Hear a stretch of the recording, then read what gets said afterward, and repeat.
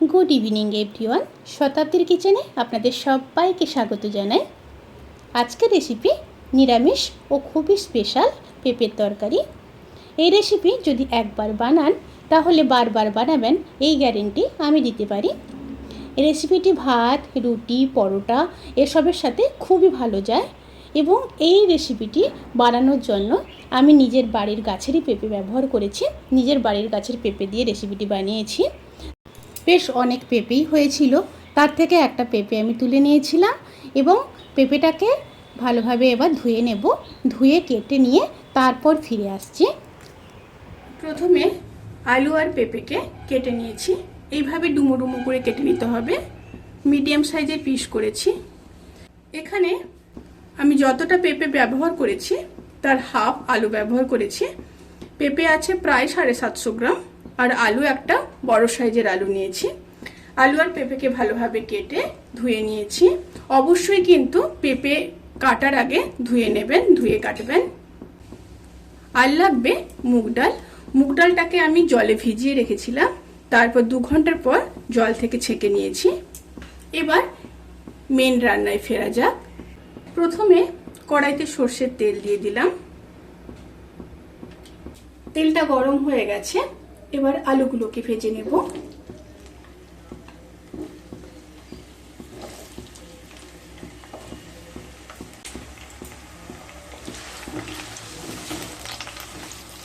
সাথে সামান্য লবণ আর খুব সামান্য হলুদ দিয়ে দিলাম। এবার আলুগুলোকে হালকা ব্রাউন কালার করে ভেজে নেব।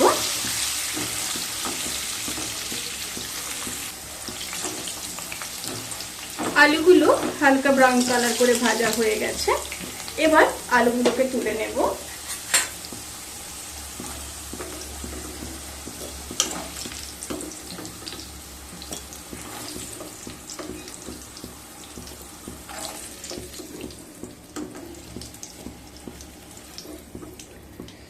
এবার পেঁপেগুলোকেও ভেজে নেব।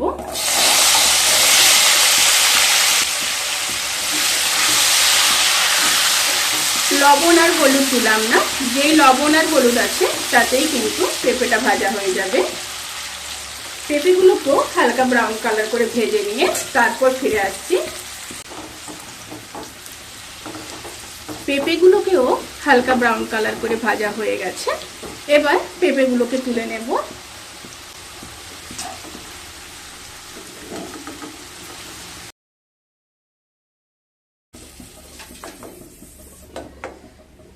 এবার ওই তেলের মধ্যে একটা শুকনো লঙ্কা, একটা তেজপাতা, 2টো এলাচ, 3টা লবঙ্গ আর খুব সামান্য দারচিনি দিয়ে দিলাম। আর দিয়ে দিলাম হাফ চামচ গোটা জিরে। একটু নেড়ে নেব।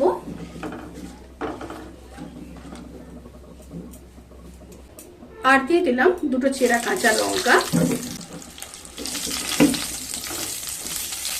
তেল থেকে যখন সুন্দর একটা স্মেল বেরোতে শুরু করবে সেই সময় একটা বড় সাইজের কেটে রাখা টমেটো দিয়ে দেব।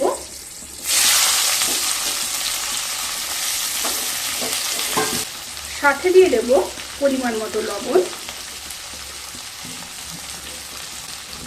তাতে করে টমেটোটা খুব তাড়াতাড়ি গলে যাবে। এবার দিয়ে দেব রোস্টেড জিরে আর ধনের গুঁড়ো 1 চামচ, লঙ্কার গুঁড়ো হাফ চামচ, হলুদ গুঁড়ো হাফ চামচ আর আদা বাটা দিয়ে দেব 1 চামচ। একটু নেড়ে নেব। অল্প জল দিয়ে দেব, তাতে করে মশলার পুড়ে যাওয়ার কোনো সম্ভাবনা থাকবে না।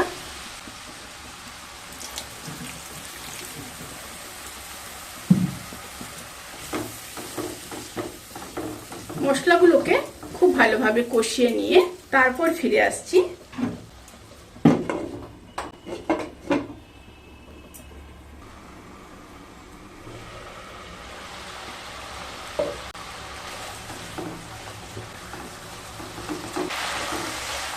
মশলাগুলো খুব সুন্দরভাবে কষানো হয়ে গেছে। এরপর দিয়ে দেব হাফ চামচ হিং।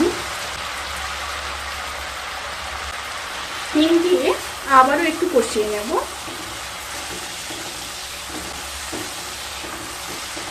অবশ্যই এই রান্নার ক্ষেত্রে হিং দেওয়ার চেষ্টা করবেন, তাতে করে তরকারির স্মেল খুব ভালো আসবে। ভালোভাবে কষিয়ে নেওয়ার পরে দিয়ে দেব ভিজিয়ে রাখা মুগ ডাল। এখানে মুগ ডাল বেশি দেবেন না, আমি এখানে 2 মুঠো মুগ ডালকে ভিজিয়ে রেখেছিলাম। মুগ ডাল বেশি দিয়ে দিলে তাহলে কিন্তু ডাল ডাল খেতে লাগবে, ভালো লাগবে না। মুগ ডাল দিয়ে আবারও কষিয়ে নেব। মুগ ডাল দিয়ে ভালোভাবে কষিয়ে নিয়ে আবারও ফিরে আসছি।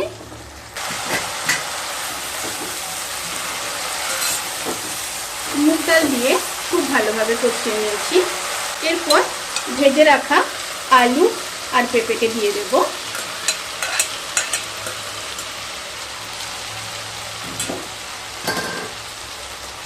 দিয়ে আবারও খুব ভালোভাবে কষিয়ে নেব। 1 থেকে 1.5 মিনিট লো টু মিডিয়াম স্টিমে ভালোভাবে কষিয়ে নিতে হবে।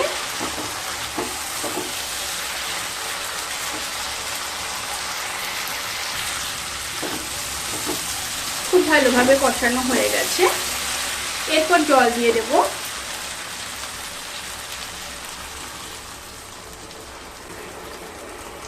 জলটা এই ক্ষেত্রে বেশি দেবেন না, জলটা একটু মেপে দেবেন। সবজিটা সেদ্ধ হওয়ার মতো জলটা দেবেন। এবার ফুটে আসা পর্যন্ত অপেক্ষা করব। তরকারিটা ফুটে এসছে, এবার ঢাকা দিয়ে লো স্টিমে সেদ্ধ হওয়া পর্যন্ত অপেক্ষা করব।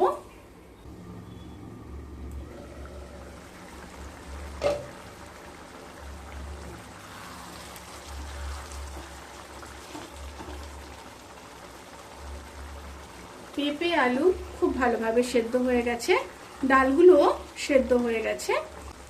এবার উপর থেকে 1 চামচ চিনি দিয়ে দেব। অবশ্যই দিতে হবে টেস্ট ব্যালেন্স করার জন্য। আর দিয়ে দেব হাফ চামচ গরম মশলার গুঁড়ো, সাথে 1 চামচ ঘি দিয়ে সমস্ত উপকরণগুলোকে খুব ভালোভাবে মিশিয়ে নেব।